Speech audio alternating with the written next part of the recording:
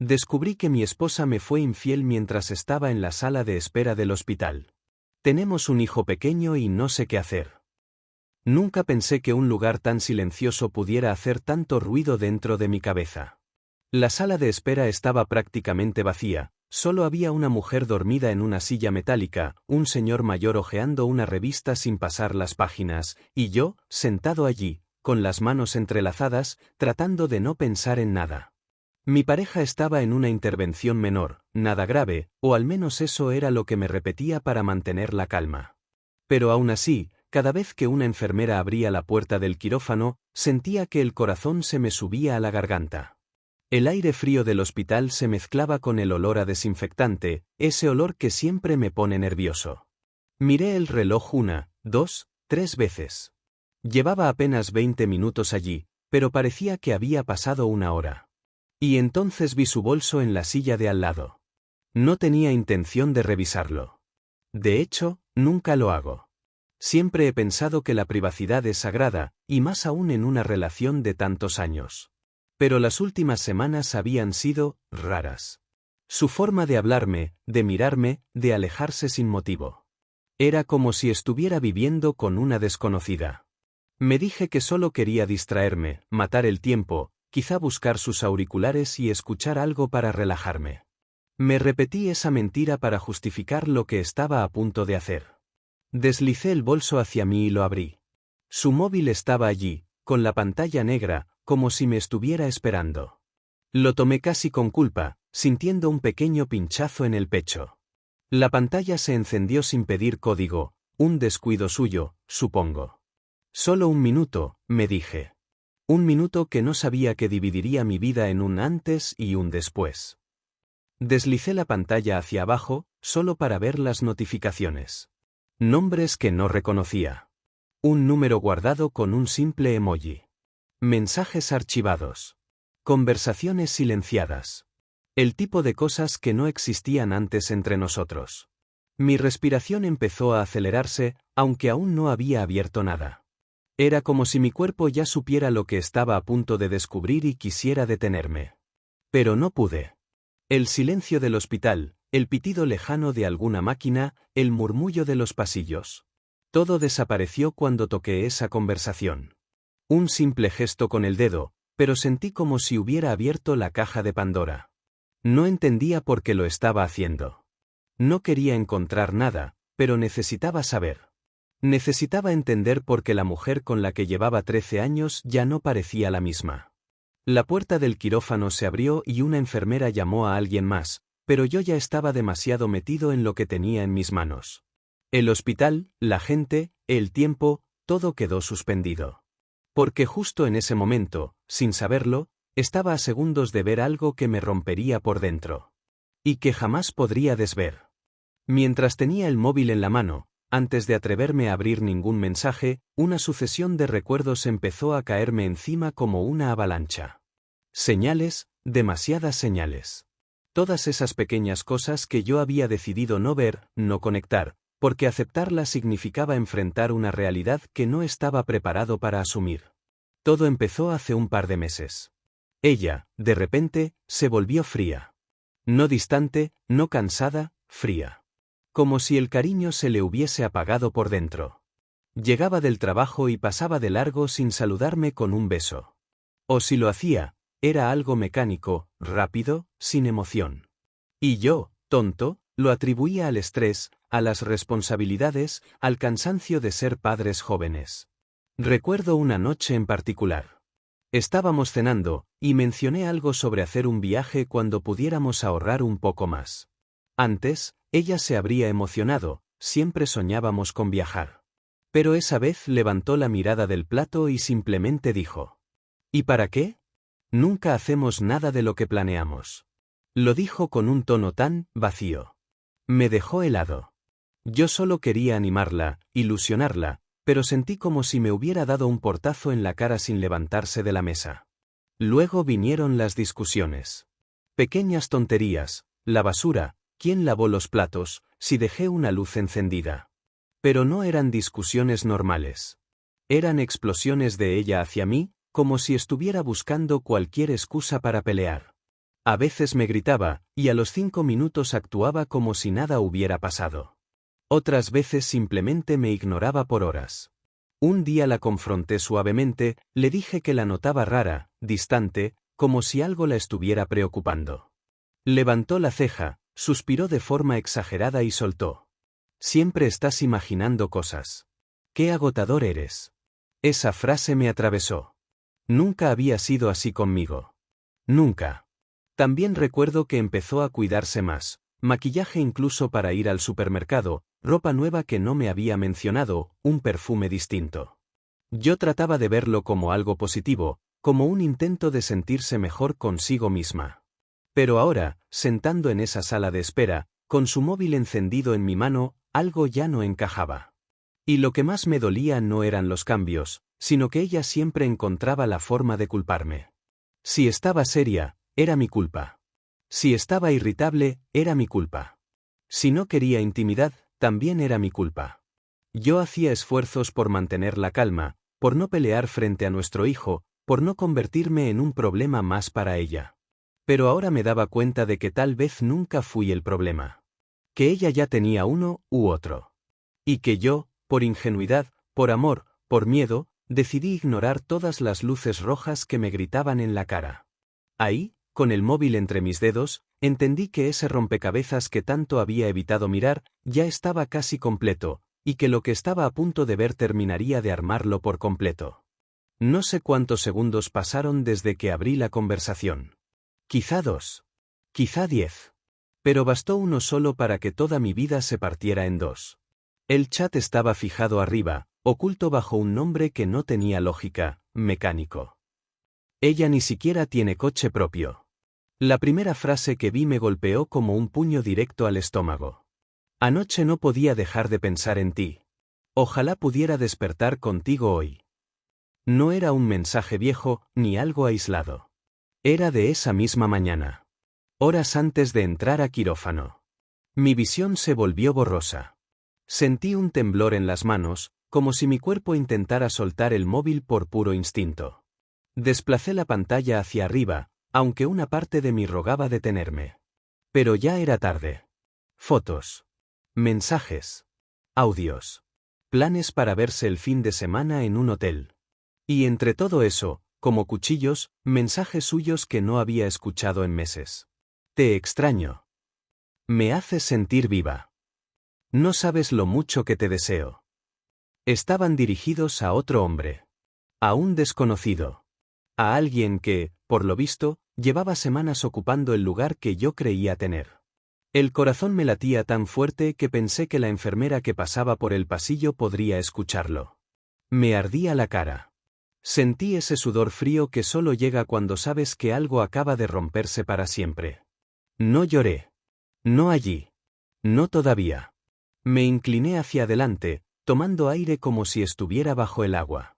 Y entonces hice lo que mi abogado, consultado días atrás, por pura intuición, me había dicho: reunir pruebas. Me envié cada captura a mi correo personal. Uno por uno. Mensajes, fotos, audios. Todo. Cada envío me hacía sentir más miserable, pero también más despierto. Como si hasta ese momento hubiese vivido dormido. Cuando terminé, borré mi rastro. Borré el historial reciente. Cerré la conversación. Apagué el móvil, lo dejé exactamente donde estaba en su bolso y respiré hondo. El mundo seguía moviéndose como si nada.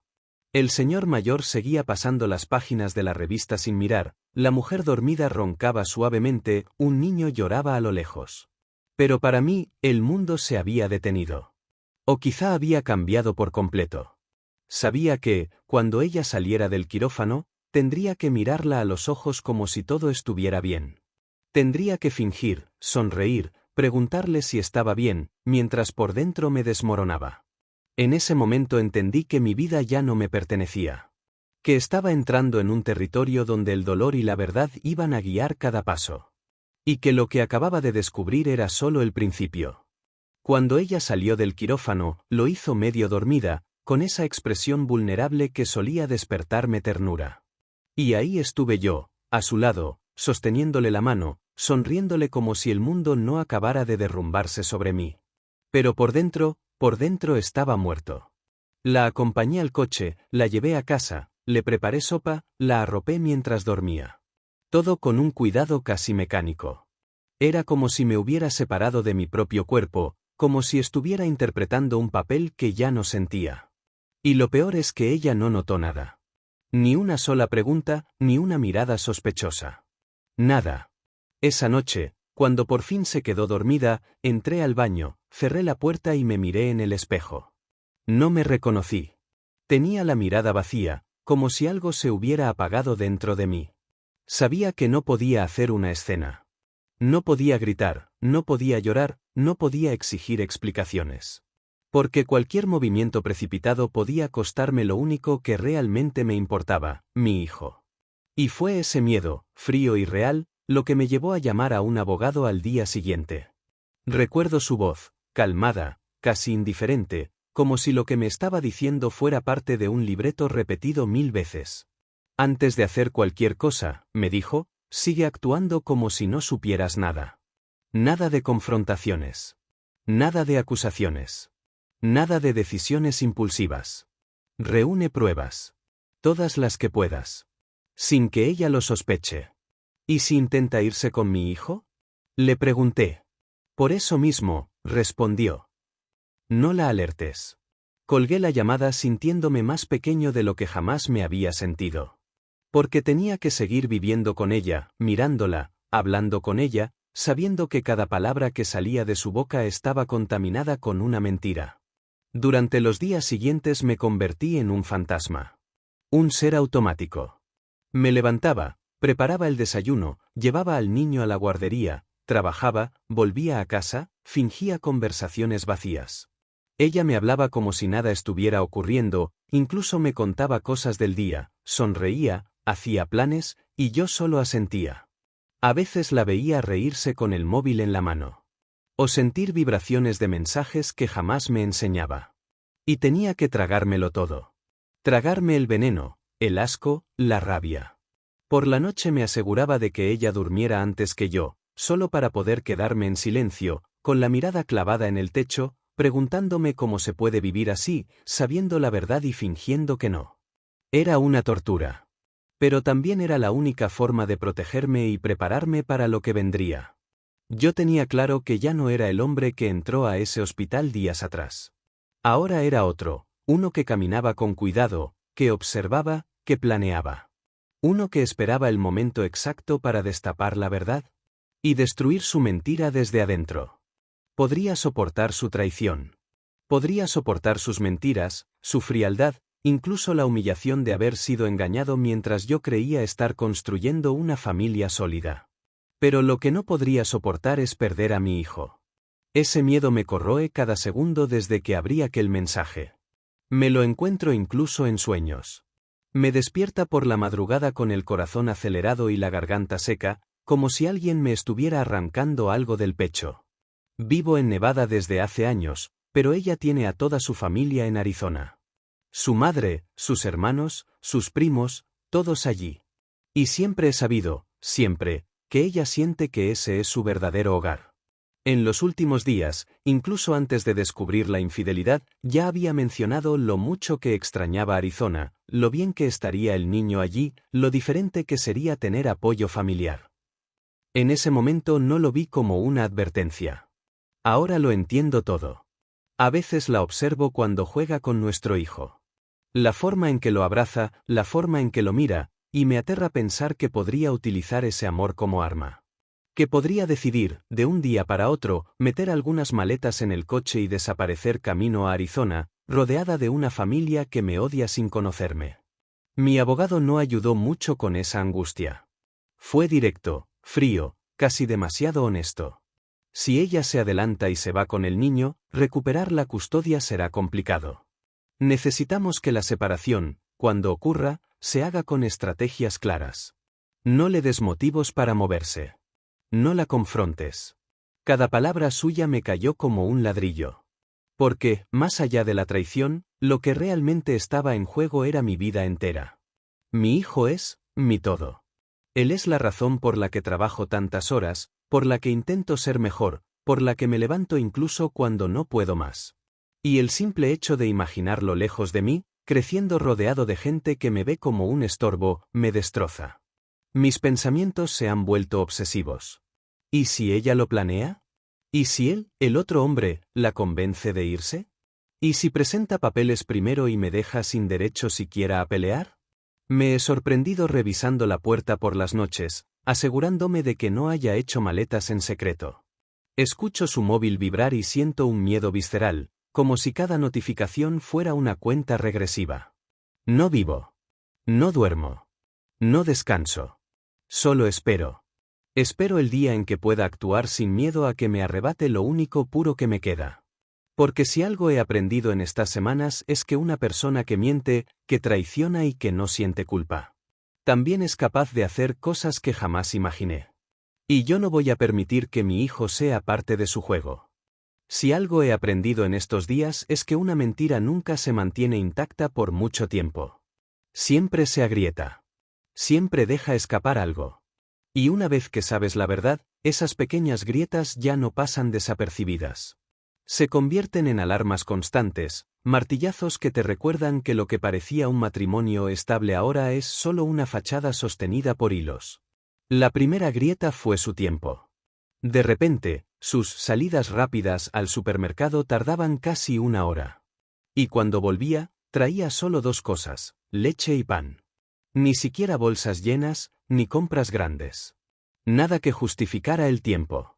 La observaba mientras dejaba las llaves en la encimera, demasiado tranquila para alguien que supuestamente se había pasado 40 minutos en la cola de la caja registradora. Pero yo no decía nada. Solo escuchaba. Había mucho tráfico. Justo me encontré con una amiga. Las cajas estaban llenas. Excusas sencillas. Demasiado pulidas. Demasiado repetidas. La segunda grieta fue su apariencia. Mi esposa siempre ha sido guapa, siempre ha cuidado su imagen. Pero lo que empezó a pasar no tenía nada que ver con rutina ni autoestima. Era preparación. Arreglo para alguien más. Había días en los que decía que iba a por pañales, y bajaba las escaleras con el pelo perfectamente alisado, labios delineados, zapatos nuevos y un perfume dulce que yo no le conocía. Ese olor. A veces llegaba tan fuerte que podía sentirlo pegado a mi ropa cuando me acercaba a darle un beso a mi hijo. Un perfume que no era el suyo. Un olor que jamás había estado en nuestra casa antes. Un aroma que no podía sacarme de la cabeza, como si cada vez que lo oliera me recordara que ya era un invitado fantasma en mi propio matrimonio. La tercera grieta fue su historia. Sus horarios no coincidían con lo que supuestamente hacía. Decía que había ido a casa de su madre, pero su madre me escribía para preguntarme cómo estaba ella. Decía que había ido a comprar ropa, pero no traía ninguna bolsa. Decía que había ido a caminar, aunque volvía con los labios pintados, intactos. Una tarde, mientras doblaba la ropa, vi una pequeña mancha brillante en el cuello de su camiseta. Era maquillaje. De otro tono. No era suyo. Y no era mío. Cada pequeño detalle era una pieza más del rompecabezas que ya estaba armado en mi cabeza, pero que ella seguía intentando cubrir con excusas mal tejidas. Y lo más frustrante era que fingía tan bien, que casi parecía creer sus propias mentiras. A veces, por la noche, cuando ella se hacía la dormida, yo me quedaba escuchando su respiración. Buscaba respuestas en esos silencios, intentando entender en qué momento mi esposa se convirtió en una desconocida. Pero ya no había dudas. Lo que antes intuía ahora era evidente. Su historia tenía más huecos que certezas. Las grietas estaban ahí. Y yo solo tenía que seguir observando hasta que todo el muro cayera. Creí que nada podría dolerme más que descubrir su infidelidad. Creí que ese era el límite del sufrimiento. Pero estaba equivocado. Muy equivocado. Lo que descubrí después no solo me rompió. Me vació por dentro. Fue un accidente. Ni siquiera estaba buscando nada. Solo intentaba revisar los reintegros bancarios en nuestra computadora, porque últimamente el dinero desaparecía como agua entre los dedos. La cuenta estaba abierta en su sesión, probablemente la había dejado así sin darse cuenta, y, mientras revisaba los movimientos, vi una notificación de su correo. Normalmente la ignoro, pero esta tenía un asunto extraño. Cuando esto termine, tú sabes qué hacer. Sentí un escalofrío recorrerme la espalda. Fue puro instinto. Puro miedo. Abrí el correo. No era de ningún amante. No era de nadie que yo conociera. Era de una mujer que jamás había visto, una supuesta amiga suya, de Arizona. El mensaje contenía una conversación adjunta. Cuando la abrí, mi visión se volvió borrosa, como si mi cerebro intentara protegerme del impacto. Tranquila, todo valdrá la pena cuando lo dejes sin nada. Aguanta un poco más. Ya casi está cayendo. Lo importante es que él crea que el niño es suyo. Leí y releí esas frases. 1, 2, 10 veces. Mi corazón dejó de latir por un segundo. Sentí que todo el aire del mundo se había ido de la habitación. La persona que se suponía que me amaba. ¿La madre de mi hijo? La mujer con la que construí una vida de más de una década. Estaba planeando algo. Algo grande. Algo sucio. Algo que tenía mi nombre como objetivo. Y entonces lo vi. El mensaje que me cambió la sangre por hielo. Ese niño fue mi seguro. Amarrarlo era la única forma de que no nos dejara tiradas. Mi cuerpo entero tembló. Mi respiración se volvió desigual. Las manos me sudaban, me ardían, me hormigueaban. Porque ahí, en una sola línea, se abría una puerta que jamás había tenido el valor de imaginar. ¿Y si mi hijo no era realmente mío? Ese pensamiento me golpeó con una violencia que jamás había conocido. No quise creerlo. No quise aceptarlo. Pero ya no podía ignorarlo. Recordé todas las veces que ella evitó hablar de fechas, de síntomas, de revisiones.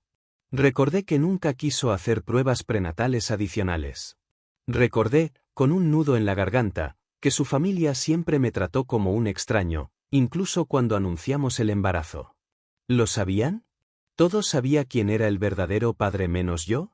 Me levanté de golpe, con el corazón desbocado y la visión temblando. Tuve que apoyar las manos en la mesa para no caer. Sentía rabia. Dolor. Miedo. Pero, sobre todo, algo nuevo. Algo que no había sentido hasta ahora. Deseo de venganza. No una venganza impulsiva, ruidosa o violenta. Sino una venganza fría, calculada, paciente. El tipo de venganza que necesita un hombre que ha perdido todo, menos la capacidad de pensar. Ese día entendí que ya no estaba defendiendo un matrimonio roto. Estaba luchando por mi propia vida. Y también por la verdad. Aunque esa verdad pudiera destruirme por completo. No sé en qué momento dejé de dormir. Creo que fue el día en que leí ese mensaje donde ella decía que todo valdrá la pena cuando lo deje sin nada. Desde entonces, mi cabeza funciona como un motor encendido que no se apaga jamás. Estoy atento a cada detalle, a cada gesto, a cada minuto que pasa. Mi vida entera se volvió una investigación silenciosa. Y entonces llegué a ese punto. El punto al que ningún padre debería llegar jamás. Esa duda, esa idea enferma que empezó como un susurro y terminó gritándome por dentro. ¿Y si el niño no es mío? No quería pensarlo. Me odié por pensarlo. Pero los mensajes, las fechas, las excusas, el calendario, todo empezaba a encajar de una manera demasiado cruel. Una noche, cuando ella salió a dar una vuelta larga para despejarse, me quedé en casa temblando. Aproveché esos minutos como si fueran oro. Caminé hasta el baño y observé el cepillo de dientes del pequeño. Mis manos temblaban tanto que tuve que apoyarme en el lavabo. Después tomé un biberón, un gorrito que se había puesto horas antes, cualquier cosa que pudiera servir. Sentía que estaba haciendo algo prohibido, repugnante, pero también sabía que necesitaba la verdad. Mandé todo a un servicio de test preliminar. Nada oficial, pero suficiente para darme una primera respuesta. Me dijeron que tardaría entre 48 y 72 horas. Fueron los días más largos de mi vida. Cada vez que ella me hablaba, yo la miraba intentando que no se notara el odio, la vergüenza, la culpa y el miedo mezclándose dentro de mí. Cuando llegó el correo con los resultados, tardé casi una hora en reunir valor para abrirlo. Estaba sentado en el coche, en el aparcamiento del trabajo. Mis manos estaban sudadas. Me faltaba el aire. Y ahí estaba. Frío. Técnico. Inapelable. Compatibilidad biológica, 0%. Ni una posibilidad. Ni una duda. Nada. El mundo se me vino encima con una violencia que no puedo explicar. Me quedé en silencio, mirando ese texto una y otra vez, esperando que cambiara, que fuera un error, que hubiera leído mal. Pero seguía ahí. La prueba que me arrebataba a mi hijo sin que ella tuviera que mover un solo dedo. Respiré hondo. Muy hondo. Me repetí lo que me dijo el abogado. No pierdas la calma. No hagas nada impulsivo. No se lo digas. No todavía. Cerré el correo, borré el historial y volví a casa. Cuando ella me abrió la puerta con esa sonrisa falsa, yo solo pude pensar en una cosa. Si ella descubre que sé la verdad, lo pierdo todo. Y así empezó mi nuevo miedo. No solo descubrir la mentira, sino seguir viviendo con ella sin que me destruya primero. No sabía que era capaz de vivir en dos realidades al mismo tiempo, la vida falsa que mantenía frente a ella y la vida secreta donde planificaba cada movimiento para destruirla legalmente. Mi abogado me dijo que, si quería ganar, debía convertirme en alguien meticuloso, frío y paciente. Y así lo hice. No por valentía. Por miedo. Y por justicia. Durante semanas, mi rutina se volvió quirúrgica. Yo ya no vivía, observaba. Empecé a registrar horarios, capturas, llamadas, movimientos bancarios, ubicaciones. Cada vez que ella decía que iba a ver a su madre, yo anotaba la hora de salida y llegada. Cada vez que desaparecía sin explicación, yo revisaba los extractos de su tarjeta. Todo lo hacía con la misma calma con la que ella había construido su mentira. Pero la infidelidad era solo la punta del iceberg. Un día, revisando papeles antiguos, me topé con algo extraño, pequeñas discrepancias en nuestras cuentas conjuntas. Montos que no recordaba haber gastado. Compras en sitios donde jamás había estado. Lo mencioné al abogado sin darle demasiada importancia, pero él sí se la dio. ¿Busca más?, me dijo. Esto huele a fraude marital. Y tenía razón. Poco a poco fui descubriendo transferencias discretas, siempre pequeñas, siempre espaciadas, todas dirigidas a la misma cuenta que no figuraba en ninguna declaración oficial. Una cuenta donde ella llevaba guardando dinero en secreto desde hacía meses. Dinero nuestro. Dinero que ella pensaba usar cuando me dejara sin nada. Eso fue el punto de quiebre. Me dejó de temblar el pulso. Por primera vez desde que esto empezó, sentí una calma peligrosa. Reuní las pruebas con una precisión casi obsesiva, capturas fechadas, documentos notariales, registros de llamadas, fotos, incluso audios donde ella se contradecía sin darse cuenta. Cada detalle estaba organizado en carpetas e índices. No porque quisiera vengarme impulsivamente, sino porque quería aplastarla legalmente donde doliera de verdad. Mi abogado lo revisó todo y solo me dijo dos palabras.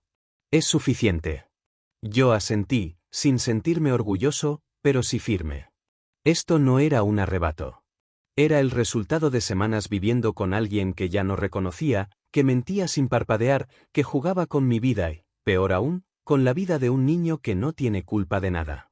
Esa noche, mientras ella se duchaba, apoyé la espalda en la puerta del baño y escuché el agua caer. Pensé en todas las veces que la había amado, en todas las oportunidades que le di, en todas las mentiras que me tragó con una sonrisa. Respiré hondo. Estaba listo. No para enfrentarla todavía, sino para armar la trampa perfecta. Una trampa legal, silenciosa y mortal. Para que, esta vez, fuera ella la que no viera el golpe venir. Elegí un martes por la mañana.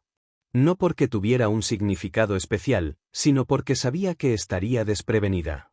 Ella aún creía que seguía siendo el mismo hombre inseguro, tembloroso y destruido que fingía ser frente a ella. No sabía que desde hacía semanas yo ya no vivía en ese lugar emocional, que cada palabra suya era una pieza más en la trampa que estaba construyendo para atraparla. La cité en la oficina del abogado con la excusa de hablar sobre nuestras finanzas.